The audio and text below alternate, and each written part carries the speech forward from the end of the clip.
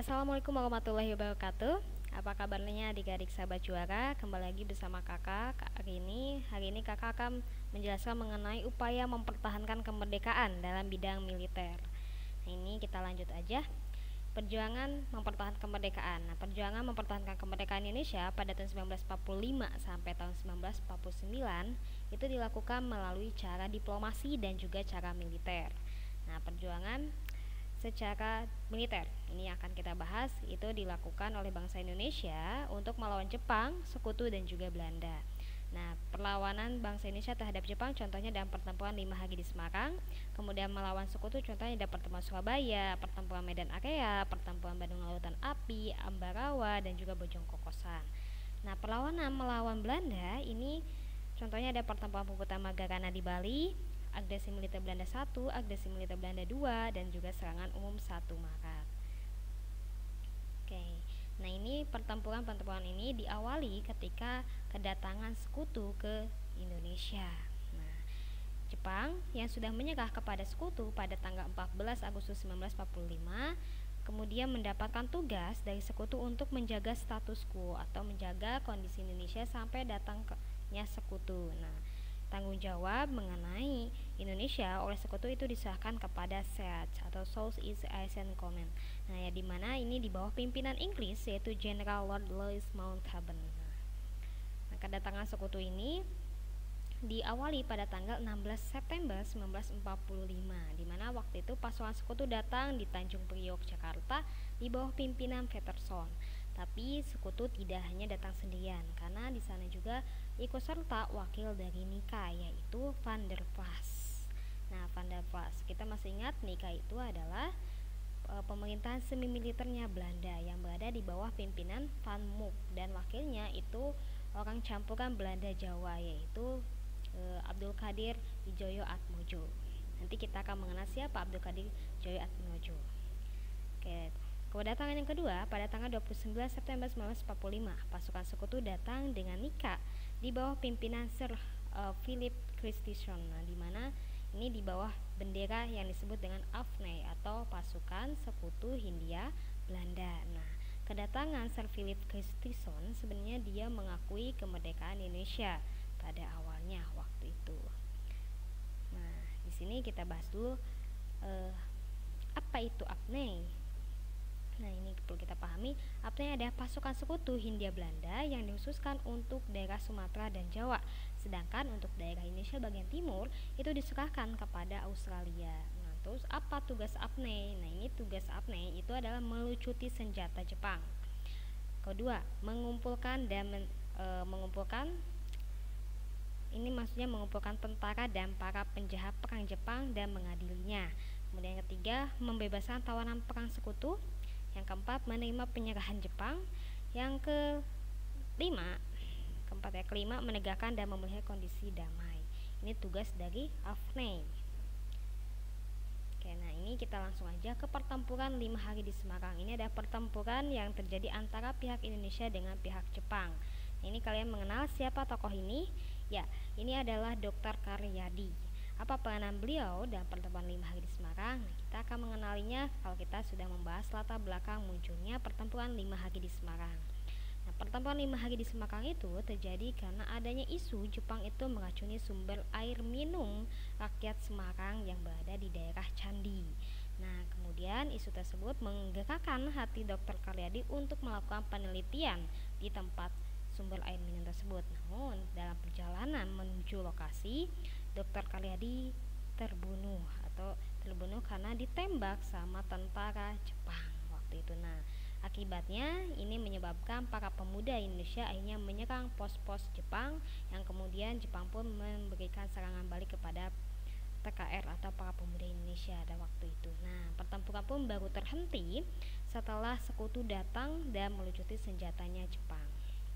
Nah, itu pertempuran 5 hari di Semarang. Selanjutnya ini pertempuran melawan Sekutu. Nah, pertempuran melawan Sekutu ada pertempuran Surabaya 10 November 1945. Ya, ini siapa? Nah, ini adalah Bung Tomo. Bung Tomo adalah salah satu tokoh yang berperan dalam pertempuran Surabaya. Oke, Awal mula munculnya pertempuran Surabaya ini terjadi karena terbunuhnya jenderal sekutu yang bernama Jenderal Malabi. Kemudian pihak sekutu meminta kepada pemerintah Indonesia untuk meletakkan senjatanya. Nah, itu yang kita dengan ultimatum pasukan sekutu yang menginginkan rakyat Indonesia dan juga para tentaranya meletakkan senjatanya. Ini tokohnya di dalam pertemuannya ada Bung Tomo, Gubernur Suryo, Kiai Hasyim Asy'ari dan juga Kiai Wahab Hasbullah. Jalannya perang. Nah, ini jalannya perang diawali ketika pasukan sekutu datang ke Surabaya. Nah, kedatangan mereka pada awalnya disambut baik oleh Gubernur Jawa Timur yaitu Suryo. Tapi kemudian karena pasukan sekutu ini meminta rakyat meletakkan senjata, kemudian mereka merebut kantor-kantor penting seperti kantor pos besar, kemudian pangkalan angkatan laut dan juga gedung Inferio. Ini menyebabkan pihak tentara TKR waktu itu menyerang pasukan sekutu. Akhirnya terjadilah bentrok antara TKR dan sekutu. Nah, kemudian waktu itu pihak sekutu meminta bantuan kepada Soekarno agar menghentikan kekacauan yang terjadi di Surabaya. Nah, akhirnya Soekarno pun datang nih ke Surabaya waktu itu dan mengumumkan agar adanya gencatan senjata. Nah, di balik ketika sedang diumumkan tersebut, nah Jenderal Malabi yang waktu itu sedang melintas di Jembatan Merah itu tertembak, gitu kan. Akhirnya dia terbunuh dan tewaslah Jenderal Malabi di Jembatan Merah dan juga mobilnya waktu itu terbakar. Nah, setelah tewasnya Jenderal Malabi, muncullah ultimatum dari pihak sekutu yang menginginkan waktu itu ultimatum muncul dari pihak sekutu menginginkan agar tentara Indonesia dan juga rakyatnya ini menyerahkan senjatanya paling lambat tanggal 10 November 1945 pukul 6 pagi. Nah, setelah adanya ultimatum tersebut, ternyata waktu itu ultimatum ini ditolak oleh Gubernur Jawa Timur atau Surabaya ini yaitu Gubernur Suryo. Nah, dan waktu itu selain penolakan dari Gubernur Jawa Timur, Bung Karno pun menyerukan kepada rakyatnya untuk mempertahankan Surabaya waktu itu. Nah, ini seruan Bung Tomo ini melalui pidatonya. Gitu. Nah, kemudian Soekarno pun memperjuangkan Indonesia waktu itu dengan cara meminta bantuan kepada pihak PBB untuk menghentikan tindakan sekutu. Tapi tindakan PBB tidak mau mengindahkan semua yang dinyatakan oleh pihak Soekarno waktu itu. Nah, dari situ akhirnya Soekarno pun berpidato kepada rakyatnya agar merdeka atau mati, itu pidatonya waktu itu. Nah, dengan adanya pidato tersebut, akhirnya pertempuran Surabaya pun tidak bisa dielakkan. Rakyat dan juga tentara waktu itu terjun untuk melawan sekutu, yang sampai akhirnya tentara TKR Indonesia bisa mempertahankan Surabaya selama 3 minggu. Nah, peristiwa ini yang kemudian kita kenal sebagai Hari Pahlawan. Selanjutnya pertempuran Ambarawa yang terjadi tanggal 20 Oktober sampai 15 Desember 1945. Nah, ini disebabkan karena sekutu membebaskan dan mempersenjatai tentara tawanan perang. Tokohnya ada Sudirman.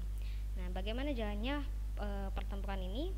Nah, pertempuran ini berjalan ketika waktu itu sekutu datang ke Ambarawa dan mereka membebaskan para tawanan perang, kemudian mereka memberikan senjata kepada tawanan perang tersebut. Gitu. Nah, akhirnya pemerintah Indonesia waktu itu TKR waktu itu marah dan akhirnya terjadilah kekacauan di Ambarawa waktu itu.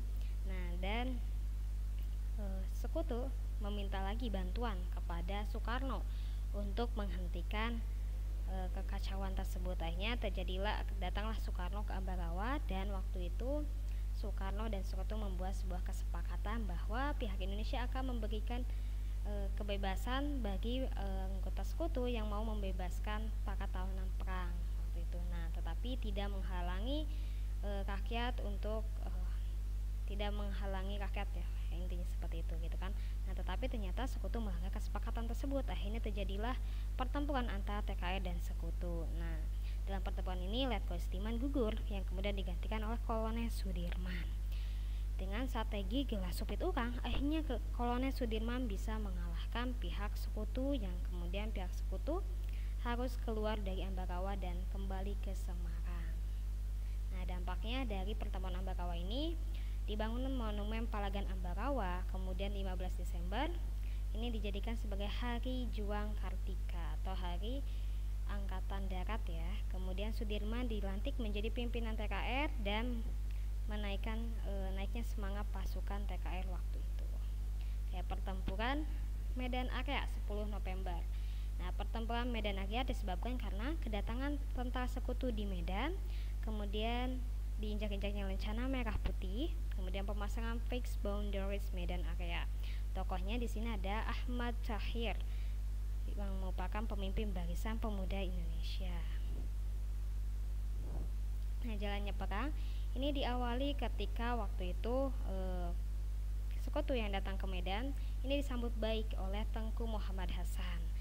Tapi kemudian mereka malah membuat batalion Kenil di Medan yang kemudian ini sangat ditentang oleh Ahmad Thohir dari Barisan Pemuda Indonesia. Maka terjadilah bentrok dengan pihak sekutu. Nah, terus keadaan semakin runyam ketika waktu itu pihak sekutu menginjak-injak lencana merah putih di hotel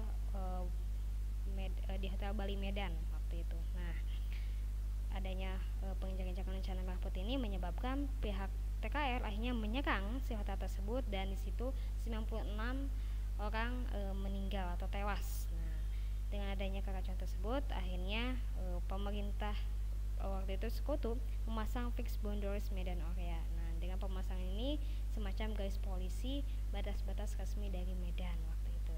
Nah, dan pada tanggal 10 Desember 1945 sekutu kembali menyerang TKR di Treves. Nah, pemuda pun akhirnya menyerang balik dengan cara menculik perwira Inggris dan menghancurkan truk pengangkut sekutu. Kemudian setelah itu Nika menekan pemerintah RI supaya keluar dari Medan. Nah, maka gubernur, wali kota, dan markas TKR akhirnya dipindahkan ke Pamatang Siantar. Dan di sana pun dibentuklah komando yang dikenal dengan Laskar Rakyat Medan Area. Nah, pertempuran pun tetap berlangsung setelah mereka keluar dari Medan pun. Bandung Lautan Api. Nah, ini Bandung Lautan Api disebabkan karena kedatangan sekutu meminta rakyat menyerahkan senjata. Ultimatum sekutu untuk mengosongkan Jadi Bandung Lautan Api tanggal 23 sampai 24 Maret 1946 disebabkan karena kedatangan sekutu meminta rakyat menyerahkan senjata. Kemudian ultimatum sekutu untuk mengosongkan Bandung Selatan. Oke, nah ini jalannya perang ini pada tanggal 21 November 1945 TKR-nya menyerang Bandung bagian utara.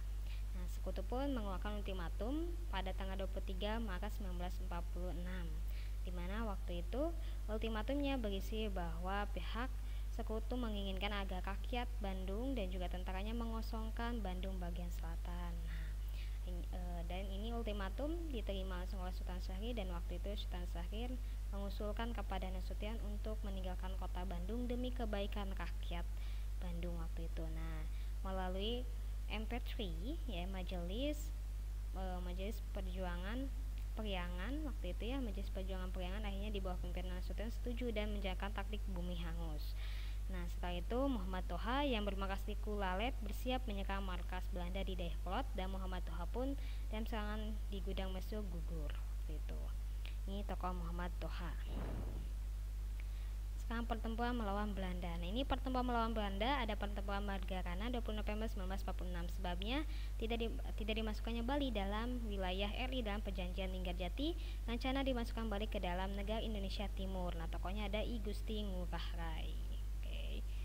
Nah, selanjutnya agresi militer Belanda ke-1 merupakan pelanggaran terhadap perjanjian Linggarjati. Nah, bertujuan untuk merebut daerah penghasil makanan. Dampaknya dalam perjanjian ini muncul perjanjian Renville, KTN dan juga hijrahnya divisi Siliwangi.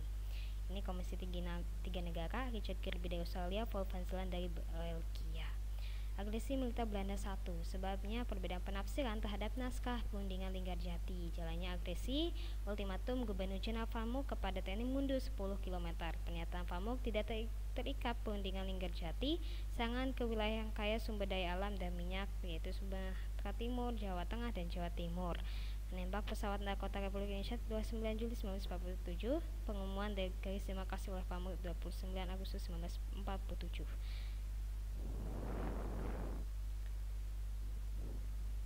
Oke, agresi militer Belanda yang kedua merupakan pelanggaran terhadap perjanjian Renville bertujuan menghancurkan Republik Indonesia.